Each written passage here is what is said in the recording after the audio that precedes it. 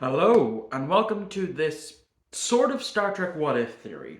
So, recently, after watching a clip or two of the season finale of The Next Generation, All Good Things, it had me thinking of that timeline. You know, the timeline where the Enterprise D wasn't destroyed, where Riker became Admiral, and Jean-Luc ended up on his vineyard, whilst also being then diagnosed with the Irumodic syndrome. And that got me thinking of, well, what was that timeline? How could that timeline have played out, given what we know now? So, for starters, it doesn't matter what way the timeline changes, it goes south for the Romulans straight away.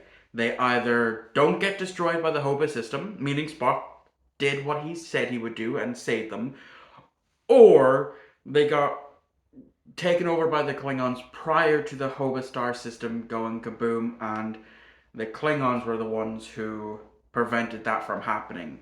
Um, Either way, they either lose their planet or get enslaved to Klingons.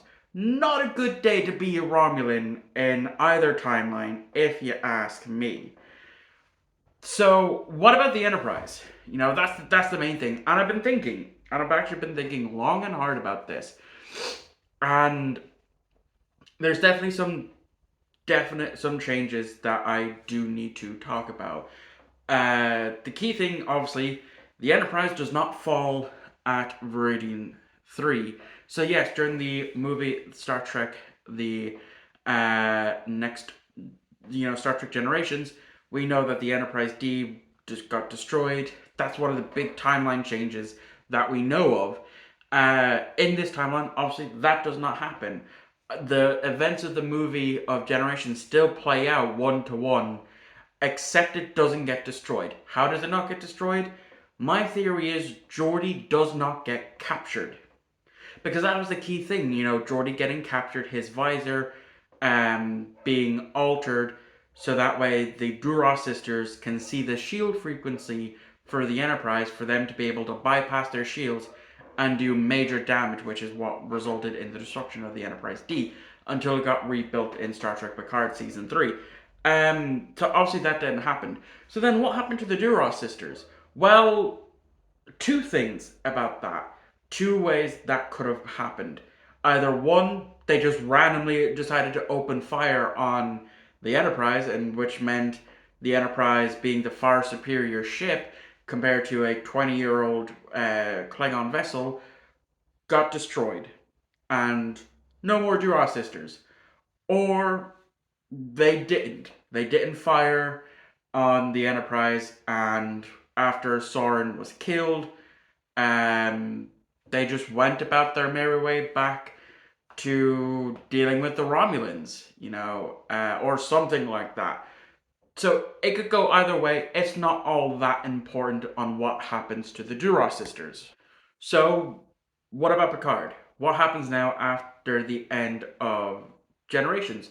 Well, it can go one of two ways, in my opinion. It could go where after the events of Generations, he decides to step down as captain of the Enterprise and becomes an ambassador. We know this through All Good Things that he does become an ambassador. Where to? I don't know. It didn't say on Memory Alpha whether or not it was an ambassador to the Vulcans or the Andorians or to whoever. We just know that according to Memory Alpha, because I haven't actually gone back to rewatch the episode, he was just a ambassador. Um, or that could happen after the events of First Contact, and that's what I'm going to say happened. So the events of First Contact play out as they do, except not with them on aboard the Enterprise E, and this time on the Enterprise D. Um, and movie plays out roughly the same way as it does. They have the Enterprise patrolling the neutral zone at the moment. This is still early days Dominion War here, which I'll get to now in a moment. And they deal with the First Contact, they end up making it back And after the events of First Contact, the mental turmoil that it had put on Jean-Luc, he's just like, okay, it's time for me to step back from being captain of the Enterprise.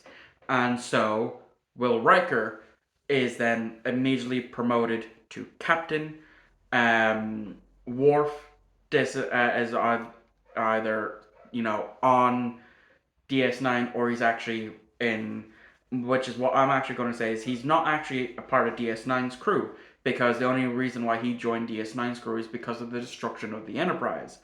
Um, my guess is in between Generations and First Contact, Worf went back to Kronos because he's high up in that in the Klingon hierarchy on Kronos during all good things, um, and so it's Data who becomes uh, Captain Riker's first officer.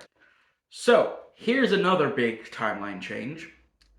The Enterprise actually joins the Dominion War a hell of a lot more than what we know, because in Prime Timeline, not including Beta Canon, we don't really know much of what the Enterprise crew did during the Dominion War. We know that for the early part of the Dominion War, once they got onto the Sovereign class Enterprise E, that they were on a shakedown cruise during First Contact. So we don't know between that and either Insurrection or Nemesis, whichever one takes place after the Dominion War. We don't know what the big roles that the Enterprise crew played in.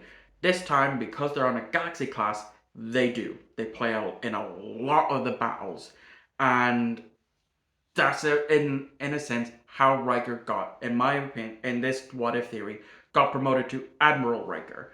He was there at a lot of the major battles. The Battle of Chintaka, where the Enterprise barely got out alive. The rescue, the take back of DS9, as well as then of course in the final battle for the push at Cardassia Prime, where obviously that's when the Dominion War ended. And because of that, Riker because of all of his involvements during the Dominion War, gets promoted to Admiral. And yeah, so that's how he became Admiral. Obviously, Geordi goes off. In between that, Riker being promoted to Admiral at the end of the Dominion War, obviously, Geordi goes off to do his own thing. So does Data. He ends up going to become a professor at Cambridge, and in between the 25 years